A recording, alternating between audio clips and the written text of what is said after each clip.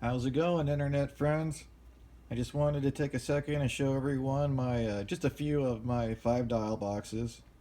The two on the right I just kind of eyeballed so they look a little, okay, I guess. But the one on the left I actually measured out.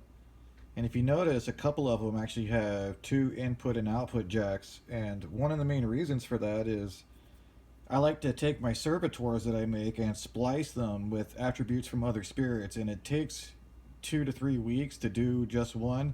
So I thought if I put in a couple extra input and output jacks, I could probably do like three at a time. So, and it works great. And I'll probably do a video on splicing servitors in the future. It's probably one of the more potent techniques that I found that you can do with these boxes.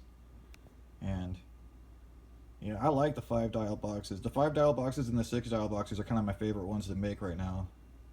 And yeah, so check it out.